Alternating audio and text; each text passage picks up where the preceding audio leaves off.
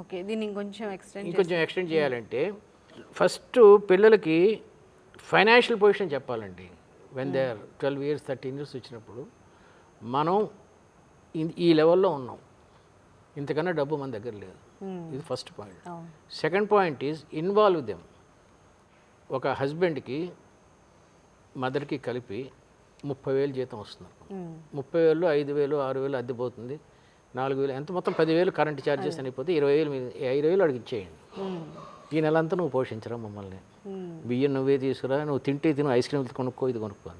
When you're putting the responsibility on the shoulders, వాడికి అనుకో అని చెప్పి ఒక దిగుతాడు కింద. This is the best thing అండి. Involve them in the financial matters. నా పిల్లవాడు బంగారం, నాకే ప్రాబ్లమ్స్ ఉన్నాయి, వాడికి ఎందుకు ప్రాబ్లమ్స్ ఇవ్వటం, నా చిన్నప్పుడు నా ఫాదర్ ఇంత కష్టపడి నన్ను పెంచాడు, వాడిని కూడా ఎప్పుడైతే నువ్వు ఇది వచ్చిందో వాడు తలకెక్కాడు. ముఖ్యంగా ఇంట్లో తాతలు వీళ్ళు ఉంటే వాళ్ళు పాజిటివ్గా ఉంటే అద్భుతం అండి, నెగిటివ్గా ఉంటే మాత్రం నరకమే. అది నేను నిన్ను అట్లాగే పెంచానురా, నిన్ను అట్లాగే కొట్టానురా, నిన్ను అట్లాగే తిట్టాను అవన్నీ చెప్తూ ఉంటారు.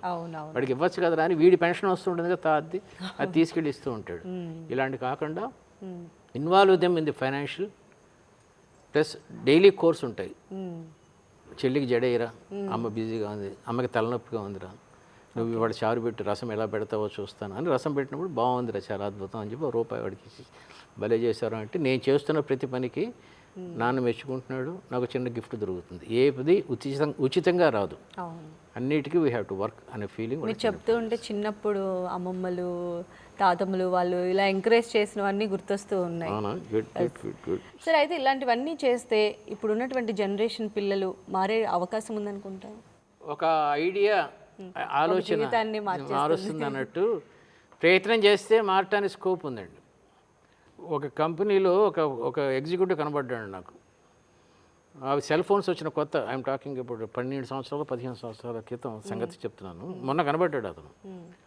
సెల్ ఫోన్ వచ్చిన కొత్తలో ఫోన్ కావాలంటాడు అతను. ఫాదర్కి అంత డబ్బు లేదు ఫోన్ కొనిపెట్టి. ఆ రోజులో చాలా ఉండేది ఖరీదు, కొత్తగా వచ్చినాయి. సో లేదురా అంటే వాడు చాలా గొడవ చేశాడు, వచ్చేసాడు. ఇంక వీడు భరించలేక బ్యాంక్ మేనేజర్ ఫోన్ చేసి పర్సనల్ లోన్ కావాలండి అంటే, అప్పుడు సెల్ ఫోన్ మీద లోన్స్ ఇచ్చే ఇది లేదండి, ఏదైనా కాగితాలు పెడితే ఇస్తామండి అన్నాడు. సరే ఇంటి కాగితాలు తీసుకెళ్ళాడు సెల్ ఫోన్ కోసం. ఎవరు? ఈ ఫాదరు. మరి వీడు ఏడుస్తున్నాడు, నిరాహార దీక్ష, కోతుకుంటున్నాడు, ఇవన్నీ బ్లాక్మెయిల్ చేస్తున్నాడు. వెళ్తుంటే యాక్సిడెంట్ అయింది పాపం ఫాదర్కి. ఆయన కాలు తీశారు, ఇప్పటికీ కుంటుకుంటూ ఉంటాడు. This has change this boy and he has become an executive of Deloitte. ఒక చిన్న సంఘటన, నువ్వు ఇలా చేస్తూ ఉండటంలో మేము ఇలా కష్టపడతాం అనే దానికి నేను ఇచ్చిన ఎగ్జాంపుల్ మరీ డ్రమటిక్గా ఉంది. అలా కాకుండా అంటే ఇంత ఎక్స్ట్రీమ్ మనకి ఇన్సిడెంట్ జరిగితేనే అని నేను అంటం లేదు. ఏ పుట్టలో ఏ పాము ఉందో ఒక ఇన్సిడెంట్ చెప్పి ఇలా జరిగింది. ఇప్పుడు నేను చెప్పిన కథలోనే మీ కళ్ళు తడవుతున్నాయి కాబట్టి ఏమో చెప్పలేం కదా ప్రయత్నం చేయటంలో. నువ్వు ఇలా చేస్తే నీ అక్కకి పెళ్ళికి మంచి సంబంధం రాదురా, నువ్వు ఇలా ఖర్చు పెట్టడం మొదలు పెడితే. నీకు ఇలా సబ్జెక్ట్ ఉండిపోయినాయి, నువ్వు మోటార్ సైకిల్ మీద తిరుగుతున్నావు. నీ ఆ బాబాయ్ కొడుకు చూడు, వాడికి ఉద్యోగం లేదు, వాడు ఎలా ఉన్నాడు, చెల్లి కూడా వాడిని ఎగతాళి చేస్తుంది, దొంగతనాలు చేస్తున్నాడు చిన్న. మొన్నే పోలీస్ స్టేషన్లో పెట్టారు. ఇలా జరుగుతున్నాయి కదా అని చెప్తూ ఉంటే పిల్లలు అంత మరీ ఇదిగా ఉండరండి. చిన్నప్పటి నుంచి నేను చెప్తూ ఉంటే, జాగ్రత్తగా చెప్తూ ఉంటే వింటారని నా ఉద్దేశం, చిన్న ఆశ.